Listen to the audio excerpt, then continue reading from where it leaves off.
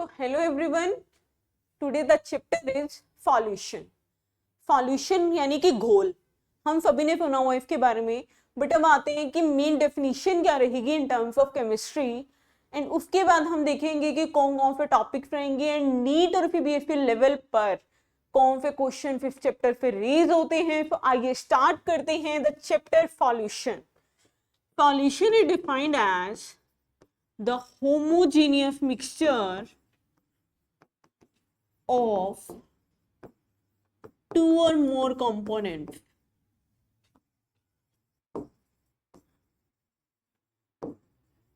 ये कहता है कि दो या दो से ज्यादा कंपोनेंट का होमोजेनियस मिक्सचर होगा, and homogeneous mixture is defined as the uniform composition throughout the mixture, so that is known as the solution. अब सॉल्यूशन में दो कंपोनेंट भी हो सकते हैं, दो से ज्यादा भी हो सकते हैं, बट इस चैप्टर में यानी कि 12th लेवल पर मुझे डील करना है जस्ट बाइनरी सॉल्यूशन के साथ. बाइनरी सॉल्यूशन यानी having only and only two component. तो आइए स्टार्ट करते हैं. अब सॉल्यूशन को मैं कैसे डिफाइन करूंगी? Solution is equal to solute plus में सॉल्वेंट. अब एक सॉल्यूशन के दो कंपोनेंट्स हैं. सॉल्यूशन कैसे बना? सॉल्यूट और सॉल्वेंट को ऐड करने पे बना. सॉल्यूट जो कम क्वांटिटी में प्रेजेंट है, सॉल्वेंट जो ज्यादा क्वांटिटी में प्रेजेंट है. फॉर एग्जांपल लेकर चलते हैं. अब एग्जांपल की बात की जाए तो मैंने लिए शुगर सॉल्यूशन. शुगर सॉल्यूशन के अंदर मैंने क्या किया, एक गिलास पानी में 1 चम्मच चीनी डाल दे, दैट इज शुगर सॉल्यूशन. तो पानी क्या था? 1 गिलास था, यानी कि सॉल्वेंट मेरा क्या होगा? वाटर होगा. एंड शुगर जो कम अमाउंट में डाली है that is your solute. So solution कैसे बनता है? सॉल्यूट और सॉल्वेंट को ऐड करके क्या बनता है? आपका सॉल्यूशन बनता है. सो आइए नेक्स्ट स्टेप चलेंगे कि सॉल्यूशन हमारे कितने टाइप के होते हैं, उसके साथ डील करेंगे. डिपेंडिंग अपॉन की सॉल्यूट एंड सॉल्वेंट की फिजिकल स्टेट क्या होगी, उसके बेसिस पर हम यहाँ पे क्या कर रहे हैं, टाइप्स ऑफ सॉल्यूशन को डिवाइड कर रहे हैं. तो देखिए वी have 9 types of solution. Out of 9 type देखिएगा, यहां पे आप क्या मेंशन कर रहे हैं? This is your solute and this is your solvent. Solute आपका क्या है और सॉल्वेंट आपका क्या है? तो देखिए यहाँ पे 9 ही पॉसिबिलिटीज बनेंगी. जैसे कि मैं सॉल्यूट को एक कांस्टेंट रख लिया कि सॉल्यूट मेरा गैस है, सॉल्वेंट मेरा सॉलिड भी हो सकता है, लिक्विड भी, गैस भी. 3 पॉसिबिलिटी. अगेन 3 लिक्विड रख लिए, 3 सॉलिड रख लिए, तो टोटल पॉसिबिलिटीज यानी कितने टाइप के सॉल्यूशन मेरे पास बनेंगे? Total we have 9 type of solution depending upon the physical state of solute and solvent. So आज हमें करने हैं इनके एग्जाम्पल्स. हमारे एग्जाम्स में एग्जाम्पल बहुत रैंडमली पुट किए जाते हैं. कई बार हमें एग्जाम्पल्स दे दिया जाता है, हमसे सॉल्यूट एंड सॉल्वेंट पूछा जाता है, और कई बार हमें सॉल्यूट एंड सॉल्वेंट बताकर एग्जाम्पल पूछा जाता है. सो हमें इस टेबल को रेडी करना है इन शॉर्ट. देखिएगा सबसे पहला है सॉल्यूट भी गैस है, सॉल्वेंट भी गैस है. तो यहाँ पे एग्जाम्पल, सबसे बेसिक एग्जाम्पल क्या है? एयर. हवा की बात की जाए, air is a mixture of several gases. तो वहां पे सॉल्यूट भी गैस है, सॉल्वेंट भी गैस है, और ये एग्जाम्पल क्या आ गया आपका? एयर. और भी एग्जाम्पल्स मेंशन आप देख लीजिएगा. The next one is solute क्या आपका? गैस. सॉल्वेंट क्या आपका? लिक्विड. यानी कि गैस किसके अंदर है? लिक्विड के अंदर. The example is cold drink. Cold drinks की बात करते हैं, यानी कार्बोनेटेड ड्रिंक्स की, जिसके अंदर कार्बन डाइऑक्साइड प्रेजेंट है. कोको कोला की बात करते हैं, तो उसमें क्या है? गैस डिसॉल्व होती है लिक्विड के अंदर.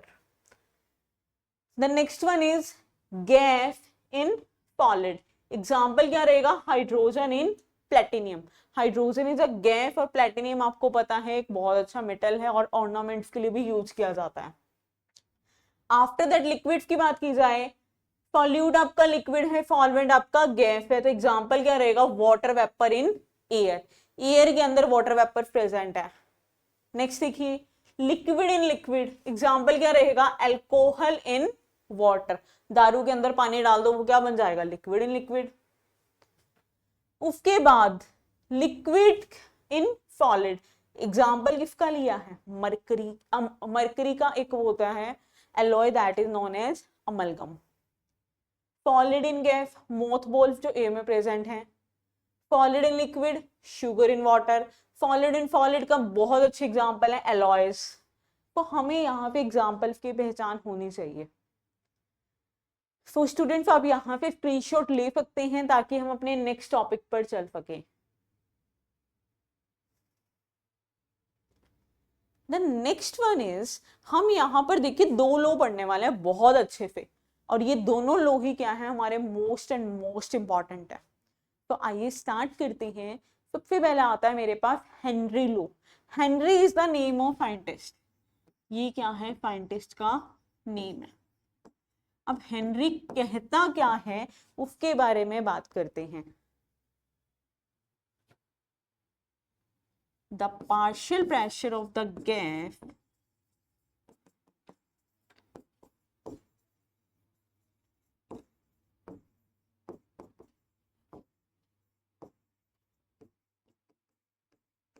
dissolved in a liquid यानी कि P is directly proportional to the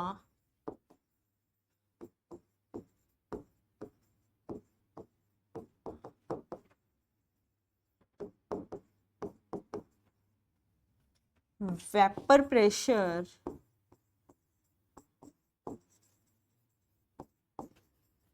of the gas directly proportional to the mole friction। Mole fraction लिखेंगे हम यहाँ पर,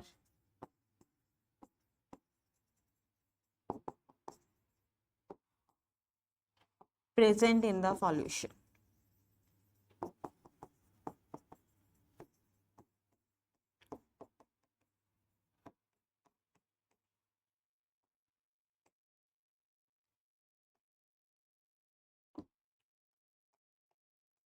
देखिए क्या बोला गया, the partial pressure of the gas, जो गैस का पार्शियल प्रेशर होने वाला है किसके अंदर डिसॉल्व्ड है, लिक्विड के अंदर। For partial pressure is represented by the letter P.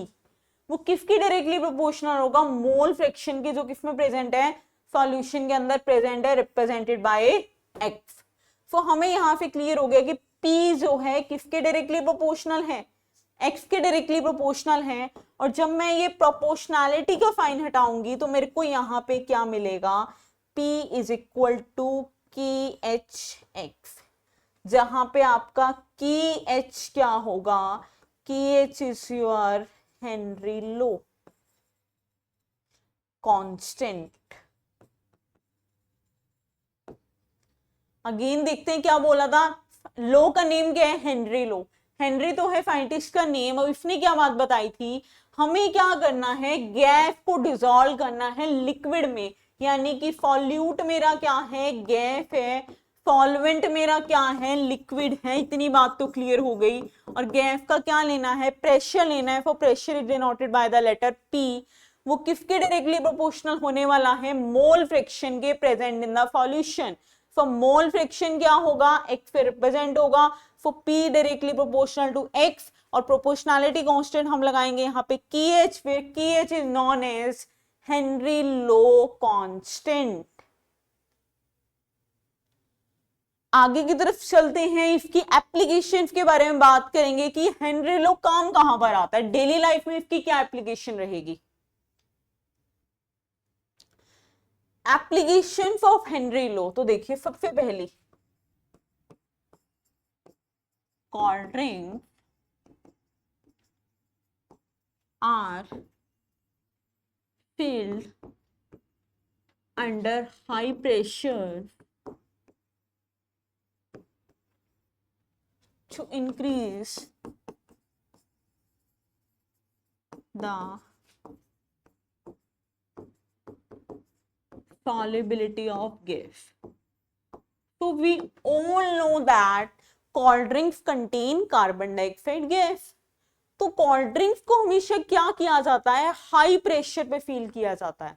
High pressure पे फील क्यों किया जाता है, ताकि गैस की सॉल्युबिलिटी को इंक्रीज किया जा सके।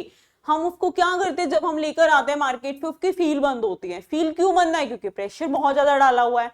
प्रेशर डालने की वजह से सॉल्युबिलिटी बढ़ गई। आप एक काम कर सकते हैं, कोल्ड ड्रिंक की बोतल को 1 घंटे तक ऐसे आप किसी भी टेबल पर रख दे खोल कर, तो खोलने से क्या होगा, सारी गैस उड़ जाएगी। हम यही कहते हैं तो गैस उड़ गई है, बिल्कुल पानी लग रहा है, मीठा पानी है। ऐसा क्यों होता है? The reason behind this is Henry law. Henry law के अकॉर्डिंग अगर प्रेशर होगा तो सॉल्युबिलिटी होगी गैस की। अगर प्रेशर ही नहीं है, मैंने उसे खोल कर रख दिया, सारी गैस क्या हो जाएगी, उड़ जाएगी। So P is directly proportional to X, यही बात कही थी हेनरी लॉ ने। सेकेंड एग्जाम्पल की बात करते हैं। सेकेंड एग्जाम्पल क्या रहेगा इसका, कि जब भी क्लाइंबर्स जो हैं, आपने सुना होगा जितने क्लाइंबर्स हैं, माउंटेनियर्स हैं, वो क्या करते हैं, जब माउंटेन पर चढ़ते हैं अपने साथ ऑक्सीजन सिलेंडर को कैरी करते हैं। अपने साथ ऑक्सीजन सिलेंडर कैरी करते हैं। Do you know the reason behind it? वो ऑक्सीजन सिलेंडर को कैरी क्यों करते हैं? द रीजन इज कि जैसे ही हम क्या कर रहे हैं, ग्राउंड लेवल से ऊपर जा रहे हैं, माउंटेन तक जा रहे हैं, ग्राउंड लेवल पे ऊपर गए, वहां पे क्या हो जाएगा, पार्शियल प्रेशर कम हो जाता है। You know very well that कि जब हम ग्राउंड लेवल पे है, पार्शियल प्रेशर ओके है, अच्छा है, बहुत ज्यादा है, लेकिन जैसे हम ऊपर गए पार्शियल प्रेशर क्या हो जाता है, डिक्रीज हो जाता है। और प्रेशर डिक्रीज होने की वजह से सॉल्युबिलिटी भी क्या हो जाती है, डिक्रीज हो जाती है। इसलिए हम ऑक्सीजन को अपनी ब्लड के अंदर डिसॉल्व नहीं कर पाते, so we have to carry oxygen cylinders. लेकिन अगर हम बहुत ऊपर चढ़ चुके हैं, वहां पर ये ऑक्सीजन सिलेंडर भी काम नहीं आते। उसके बाद पर्सन क्या होता है, बिल्कुल ही बेहोशी की कंडीशन में आ जाता है, and that is known as the condition of anoxia. उस कंडीशन को क्या नाम दिया जाता है, anoxia. For students, this is a very important question for 3 marks. What do you mean by Henry law and write its applications? So I hope ये topic clear होगा। यहां पे क्वेश्चन बहुत ज्यादा पुट किया जाता है। देखिए ये हेनरी लॉ की डेफिनेशन बताई, यहां पर आप लिख देंगे मैथमेटिकली, कि मैथमेटिकली क्या होने वाला है। आफ्टर दैट आपने क्या किया, एप्लीकेशंस को स्टडी कर लिया।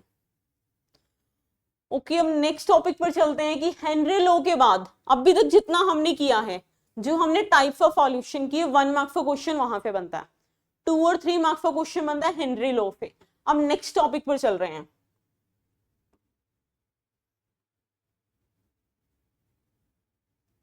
The next topic is about the Raoult flow।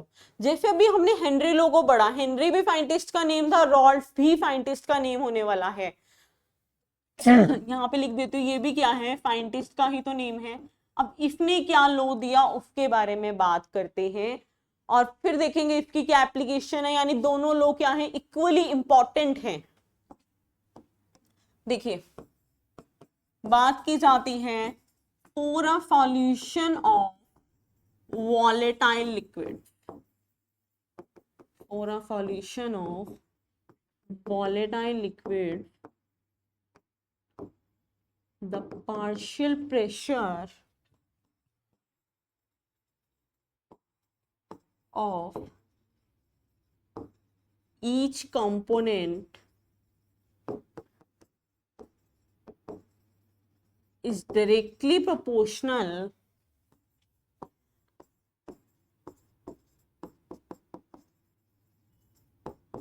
to the solubility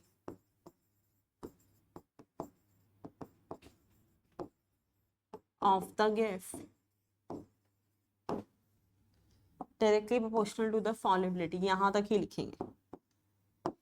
देखिए जी, अब भी हमने रीड किया था हेनरी लॉ, अब आगे रॉल्ट फ्लो पर। डिफरेंस देखिए, मेन डिफरेंस क्या है दोनों लॉ में। अब मैं रॉल्ट फ्लो की पहली लाइन अगर पढ़ूं, क्या बोला हुआ है, for a solution of volatile liquid, यानी कि यहां पर आपका सॉल्यूट भी लिक्विड है, सॉल्वेंट भी लिक्विड है। इतनी बात समझ आ रही है। कि सॉल्यूट एंड सॉल्वेंट दोनों ही लिक्विड है, तो क्या बोला गया है, for a solution of volatile liquid the partial pressure of each component, यानी कि दोनों लिक्विड में, तो एक लिक्विड को मैं 1 मान लूंगी, एक लिक्विड को 2 मान लूंगी, तो हर एक कंपोनेंट का पार्शियल प्रेशर किसके डायरेक्टली प्रोपोर्शनल होने वाला है, सॉल्युबिलिटी के, यानी आएगा तो फिर वही P directly proportional to X, वो भी मैं करके दिखाऊंगी, पर पहले हम इसका मेन डिफरेंस जान लेते हैं।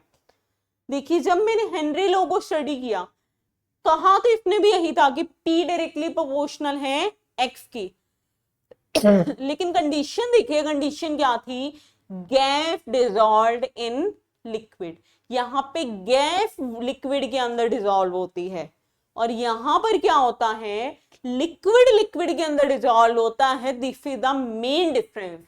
तो यहां पर मैं लिख सकती हूं फॉर कंपोनेंट फर्स्ट,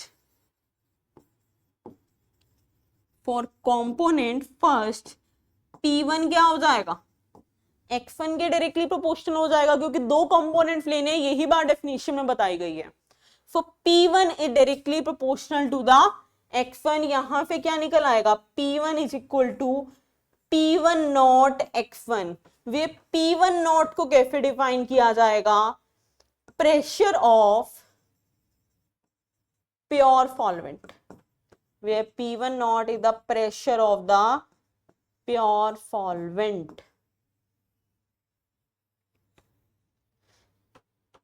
तो ये बन गई हमारी फर्स्ट इक्वेशन, जहां पे P1 किसके इक्वल है, P1 नॉट X1 के इक्वल है। ये तो कंपोनेंट फर्स्ट की बात हुई, उसके बाद बात करते हैं कंपोनेंट सेकंड के लिए।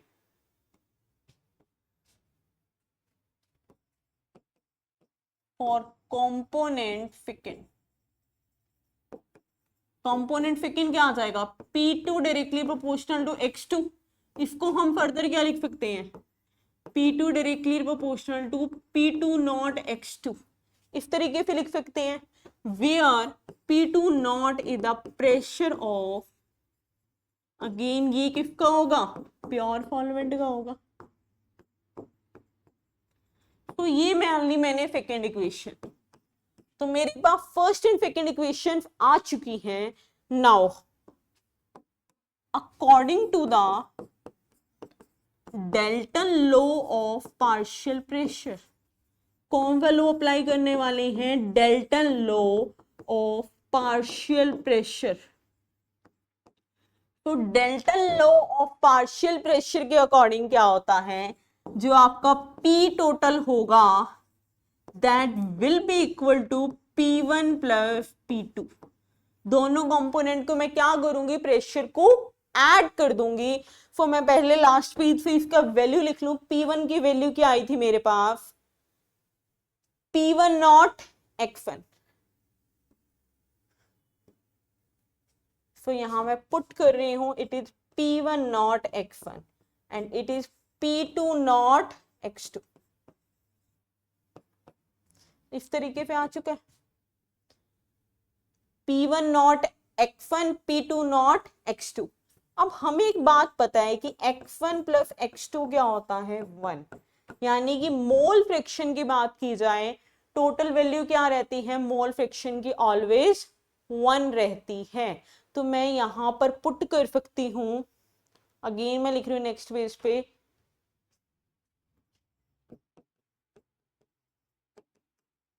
P1 naught X1, P2 not X2। तो मैं क्या कर रही हूँ, X1 को क्या पुट कर रही हूँ, 1 माइनस X2 पुट कर रही हूँ। उसके बाद क्या करेंगे, फिर सॉल्व करेंगे।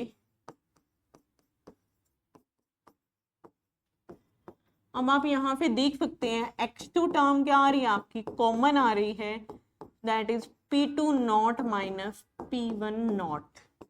तो किसी भी न्यूमेरिकल में, किसी भी क्वेश्चन में अगर मुझे टोटल प्रेशर निकालना है, P टोटल निकालना है, that will be equal to vapour pressure of pure component first, X2 लेंगे, P2 not minus P1 not लेंगे।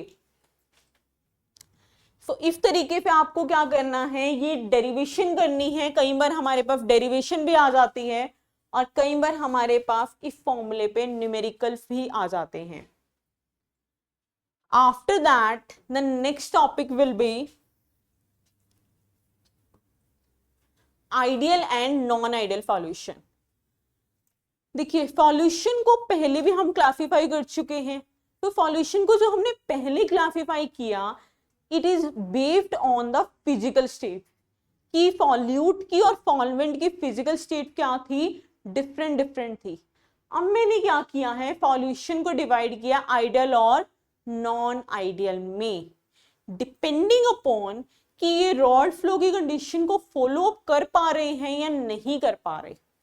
देखिए मैं इसका मेन डिफरेंस लिखने जा रही हूं, यहां पर हेडिंग डालते हैं आइडियल सॉल्यूशन की,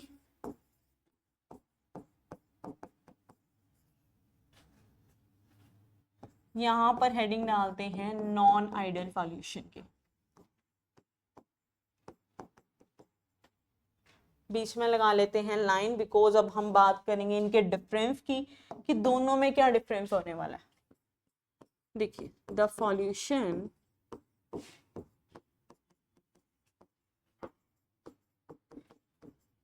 विच ओबे रॉड फ्लो, जो रॉड फ्लो को ओबे करेंगे उनको क्या बोलेंगे आप, आइडियल सॉल्यूशन। यहां लिखेंगे द सॉल्यूशंस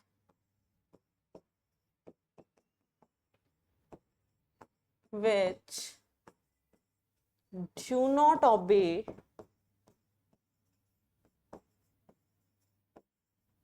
रॉड फ्लो, जो रॉड फ्लो को ओबे नहीं करेंगे वो किस कैटेगरी में आएंगे, नॉन आइडियल में। उसके बाद नेक्स्ट डिफरेंस देखिए, डेल एच मिक्सिंग, यानी कि एंथैल्पी ऑफ मिक्सिंग इसमें क्या रहने वाली है, 0 रहने वाली है। लेकिन इधर बात की जाए जो डेल मिक्सिंग होगी, डेल एच मिक्सिंग, यहाँ करेक्ट कर लेते हैं इसे, डेल एच मिक्सिंग होने वाली है वो नॉट इक्वल टू 0 होने वाली है। उसके बाद द थर्ड पॉइंट इज जो वॉल्यूम होगी मिक्सिंग की, ऊपर तो मैंने एंथैल्पी की बात की है, यहां बात कर रही हूं वॉल्यूम की, कि डेल वी मिक्सिंग क्या होती है, 0। यहां पे बात करेंगे del V mixing not equal to 0।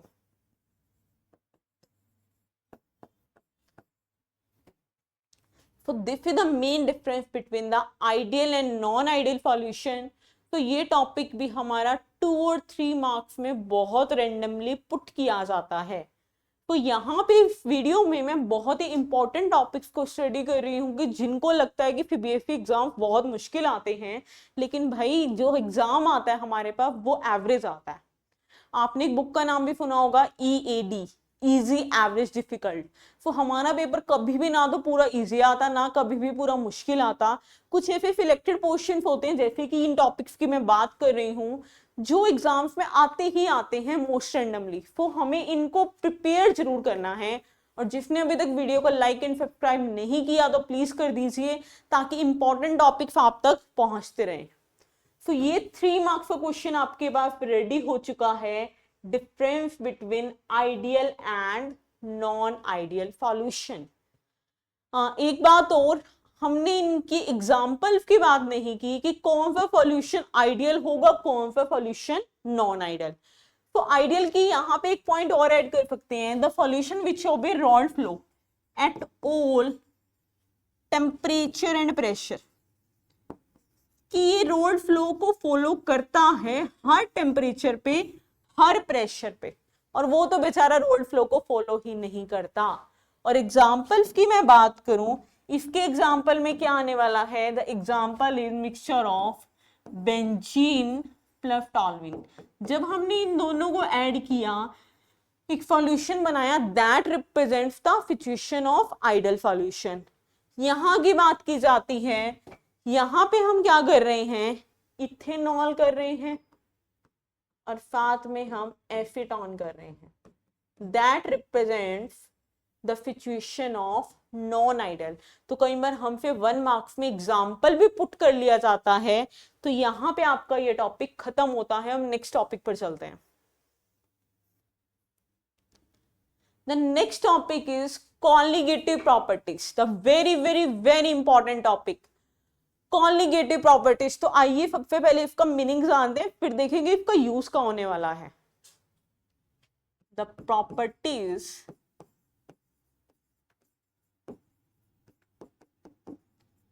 which depend upon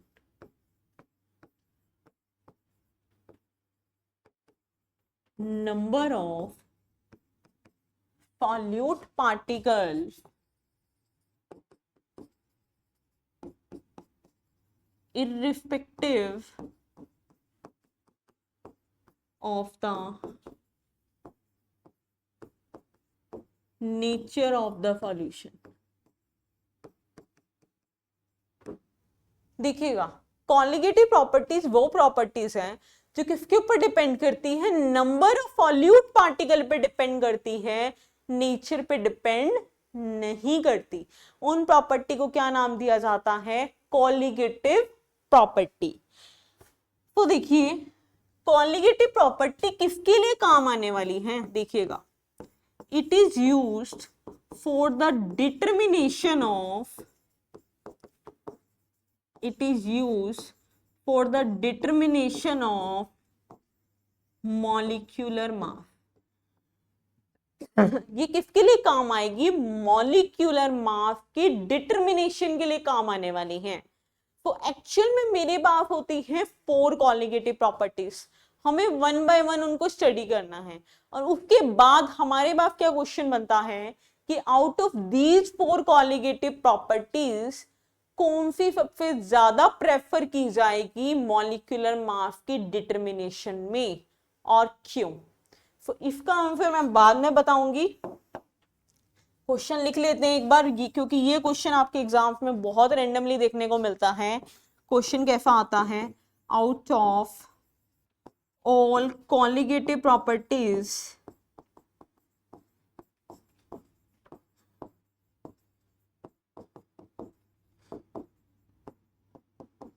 which one is preferred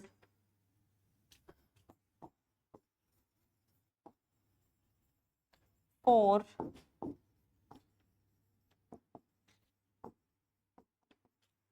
determination of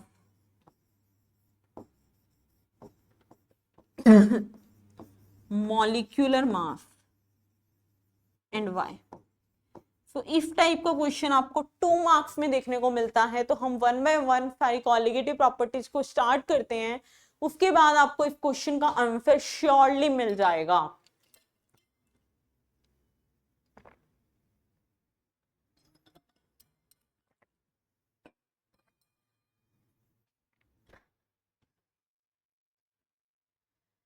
तो देखिए, the first property is relative lowering of vapour pressure.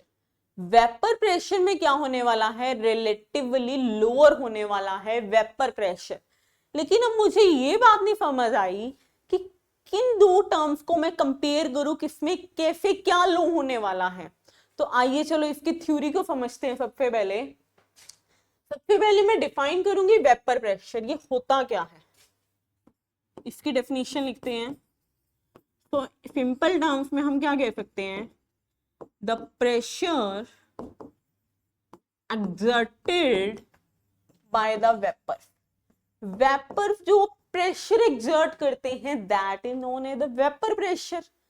अब इतनी बात समझ आने के बाद टॉपिक का नेम क्या है, रिलेटिव लॉरिंग, कि रिलेटिवली लो होने वाला है, कैसे लो होने वाला है उसकी बात करते हैं। रिलेटिवली लो में क्या करेंगे हम, देखिए, the first condition is I have pure solvent। मेरे पास क्या होने वाला है, प्योर सॉल्वेंट होने वाला है। इसमें मैंने क्या किया, नॉन वॉलेटाइल सॉल्यूट को ऐड कर दिया। प्योर सॉल्वेंट के अंदर मैंने क्या किया है, नॉन वॉलेटाइल सॉल्यूट को ऐड किया है। तो मेरे पास जो सेकंड सिचुएशन बनेगी, तो मेरे पास क्या बन जाएगा, सॉल्यूशन बन जाएगा। बिकॉज मैंने क्या किया है, सॉल्वेंट के अंदर सॉल्यूट को ऐड किया है, तो मेरे पास क्या बनेगा, सॉल्यूशन। तो कॉलिगेटिव प्रॉपर्टीज में बेसिकली मेरे को यही डिफाइन करना है, जैसे कि टॉपिक का नेम है relative lowering of vapour pressure. Vapour pressure क्या हो जाएगा, रिलेटिवली कम हो जाएगा। मीन्स कि एज्यूम करके चलूं अगर इसका वेपर प्रेशर 100 था, यहाँ पे इसके कंपैरिजन में, इसके रिलेटिव में वेपर प्रेशर क्या हो गया, 80 हो गया। तो वेपर प्रेशर का डिक्रीज होना, that is known as the relative lowering of vapour pressure. और इसकी डेरिवेशन की हम बात करें तो वो हम रॉड फ्लो की हेल्प से करेंगे।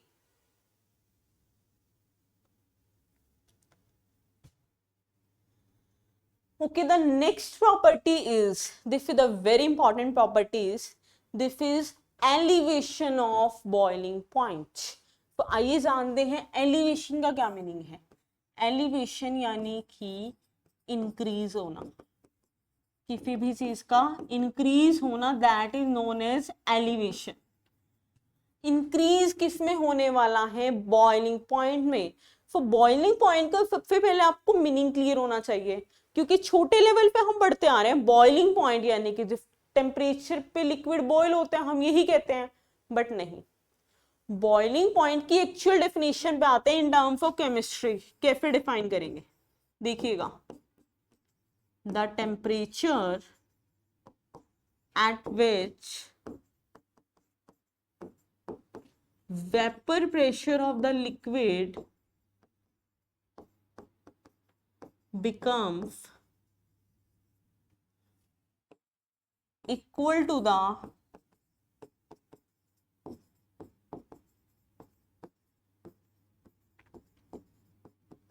atmospheric pressure।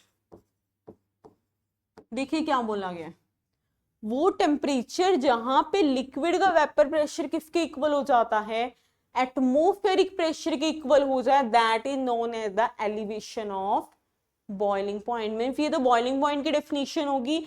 और क्या होने वाला है, प्रॉपर्टी का नेम क्या है, एलिवेशन इन बॉइलिंग पॉइंट, यानी कि बॉइलिंग पॉइंट बढ़ने वाला है। तो हमें सेम वही दो सिचुएशन लेकर चलना है। एक हम ले रहे थे, देखिए क्या सिचुएशन थी, एक हम ले रहे थे प्योर सॉल्वेंट और एक हम ले रहे हैं सॉल्यूशन। तो हमें यही दो सिचुएशन लेकर चलनी है। और यहां पर हम क्या देखेंगे कि बॉइलिंग पॉइंट का क्या होता है, एलिवेशन होता है। तो अब इसकी एक्सप्रेशन देखिएगा, this is a very important. हम मानकर चल रहे हैं TB not is the boiling point of pure solvent. TB not क्या है, प्योर सॉल्वेंट का बॉइलिंग पॉइंट है। TB क्या है, बॉइलिंग पॉइंट ऑफ सॉल्यूशन। ये हमने टर्म्स खुद से लेट की है, TB नॉट एंड TB। अब देखिए,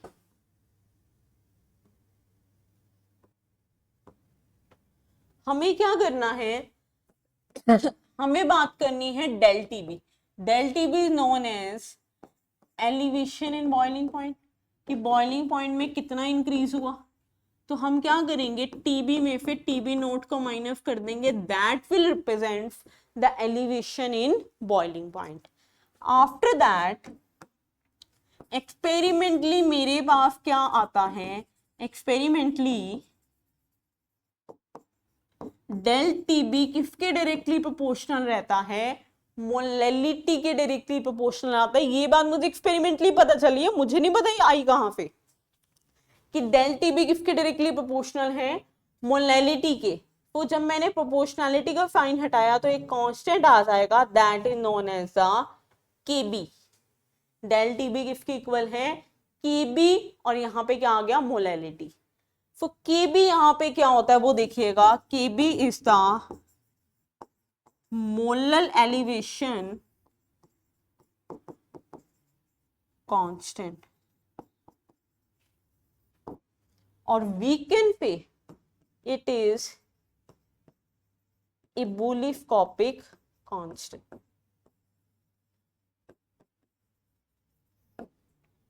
तो KB को ऐसे डिफाइन किया गया। अब देखिए यहां तक तो हम कर चुके हैं, और क्वेश्चन क्या आता है हमारे पास, यहाँ पे डिप्रेशन एंड फ्रीजिंग पॉइंट को पढ़ने से पहले क्वेश्चन देखिएगा, क्वेश्चन क्या रहता है, मेरे से पूछी जाती है एसआई यूनिट ऑफ केबी की इलोबिस्कोपिक कांस्टेंट की यूनिट बताइए, तो वो देख लेते हैं एक बार। केबी की यूनिट अपने आप से देखिए, that will be del TB by M. क्या होगा, केबी के इक्वल होगा, del TB is your temperature. So temperature की यूनिट क्या रहती है, केल्विन। मोलैलिटी की क्या रहती है, मोल पर केजी रहती है, ये केबी के इक्वल हो गया। यहाँ पे केबी को क्या बोलेंगे, kelvin per mole KG.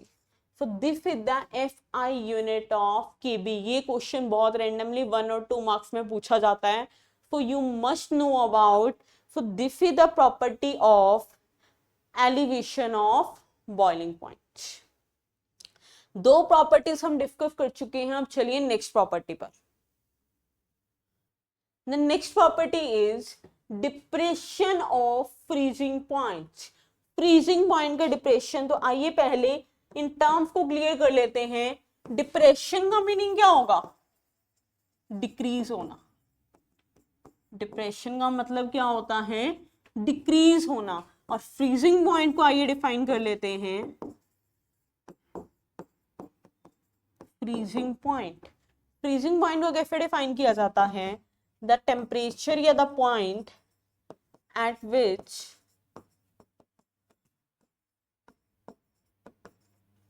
solid and liquid state coexist। वो टेम्परेचर जहां पे आपकी सॉलिड और लिक्विड स्टेट क्या करती हैं, कोएग्जिस्ट, एक साथ एग्जिस्ट करती हैं, that temperature is known as the freezing point. तो हमारे टॉपिक का नेम यही है, डिप्रेशन ऑफ फ्रीजिंग पॉइंट। तो जैसे अभी हमने लास्ट में किया एलिवेशन एंड बॉइलिंग पॉइंट में, सेम इसी तरह कॉन्सेप्ट को आगे लेकर जाएंगे। यहाँ पे मैं मान लेती हूँ T F note and T F, वहां पे मैंने बी लेट किया था फॉर द बॉइलिंग पॉइंट, यहाँ एफ लेट कर रही हूँ फॉर द फ्रीजिंग पॉइंट। तो it is the freezing point, इसको मैं शॉर्ट में एफ डॉट पी लिख लेती हूँ, आपको समझ आ जाएगा। freezing point of pure solvent and this is the freezing point of solution। तो मुझे क्या दिखाना है, इनका चेंज दिखाना है, देखिए आगे कैसे लिखेंगे।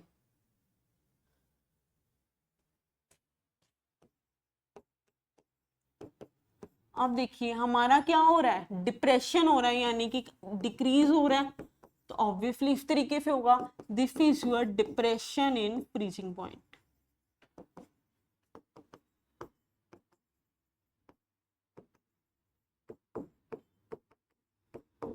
अगेन देखिए हम क्या लिखेंगे, एक्सपेरिमेंटली। एक्सपेरिमेंटली क्या कहा गया है, एक्सपेरिमेंटली जो आपका ये डेल टी एफ है, ये डायरेक्टली प्रोपोर्शनल है अगेन किसके, मोलैलिटी के। सो यहां पर भी हमारे पास एक कांस्टेंट आने वाला है, that is known as K F, where K F is the molal depression constant,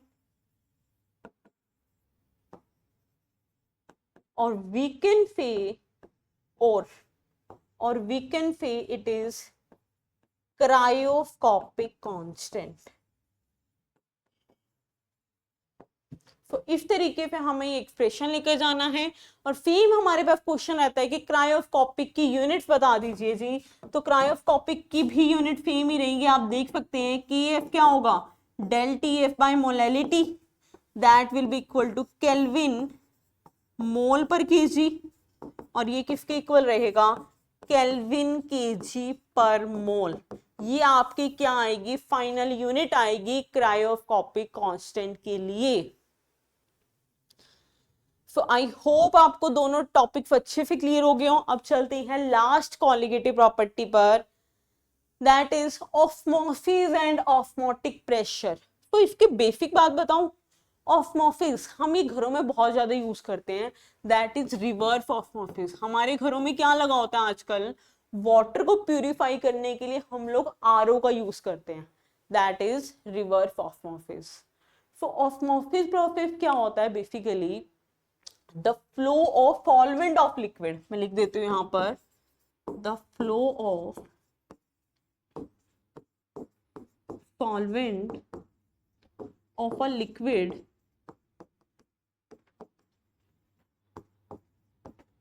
through a semi permeable membrane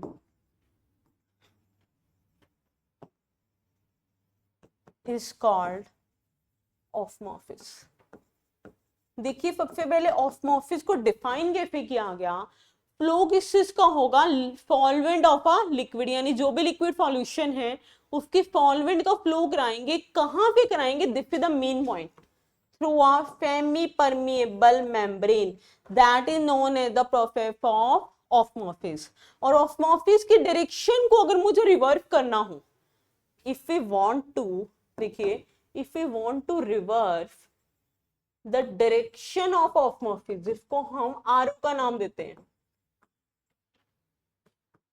अगर मुझे ऑस्मोसिस की डायरेक्शन को रिवर्स करना होगा तो यहाँ पे क्या चाहिए होगा, रिक्वायर्ड प्रेशर, प्रेशर की रिक्वायरमेंट होगी, उस प्रेशर को क्या नाम दिया गया, पाई नाम दिया गया, उस प्रेशर को क्या नाम दिया गया, पाई नाम दिया गया। और we can say it is your osmotic pressure, यानी osmotic pressure is the pressure exerted on a liquid, ताकि मैं उसकी डायरेक्शन को क्या कर सकूं, रिवर्स कर सकूं, that is the osmotic pressure. तो अब देखिए मैथमेटिकली कैसे आएगा ये, मैथमेटिकली बात की जाए, ये जो आपका पाई होता है ऑस्मोटिक प्रेशर, ये किसके इक्वल रहता है, फी आर टी। ये काम आया है अब एक्सपेरिमेंटली कि पाई किसकी इक्वल है, फी आर टी, जहां पे फी आपकी क्या है, कंसंट्रेशन, और मैं कंसंट्रेशन टर्म कौन सी यूज करती हूँ, मोलैरिटी यूज करती हूँ, where R is the gas constant which is 8.314 joule per Kelvin per mole. This is your R and T is your temperature. So Phi R T, इस तरीके से हम osmotic pressure को define करते हैं। तो स्टूडेंट्स एक क्वेश्चन यहाँ पे ये बनता है कि जितनी भी मैंने यानी 4 कॉलिगेटिव प्रॉपर्टी की बात की है, तीनों में आपका एक्सपेरिमेंटली क्या होता है, वो चीज डिपेंड करती है मोलैलिटी पे, लेकिन ऑस्मोटिक प्रेशर किस पे डिपेंड करता है, मोलैरिटी पे डिपेंड करता है। सो 1 मार्क्स का क्वेश्चन ये पूछा जाता है। और उसके बाद जो लास्ट क्वेश्चन हम मैं डिस्कस करने जा रही हूँ वो ये है कि जैसे मैंने कहा था कि कौन सी प्रॉपर्टी आपकी प्रेफर की जाएगी, वहां पे क्वेश्चन राइट किया गया था, तो इसका आंसर है ऑस्मोटिक प्रेशर वाली प्रॉपर्टी आपकी क्या की जाएगी, प्रेफर की जाएगी। Osmotic pressure method is preferred, ये वाला प्रेफर किया जाएगा चारों में से। अब आ जाइए इसके रीजंस के ऊपर कि ये वाला क्यों प्रेफर किया गया है। द रीजन आर, हेडिंग डाल देते हैं रीजन की, it is measured at room temperature. पहली बात क्या है कि ये रूम टेम्परेचर पे मेजर होता है, इसलिए ये वाला प्रेफर किया जाता है। सेकंड देखिए, it gives us accurate value, ये मुझे क्या देता है, बिल्कुल एक्यूरेट वैल्यू प्रोवाइड करता है। दैट्स व्हाई 4 मेथड होने के बावजूद मैं इस मेथड को प्रेफर करती हूँ। सो आई होप वीडियो आपके लिए हेल्पफुल रही। थैंक यू सो मच, मिलते हैं नेक्स्ट वीडियो में।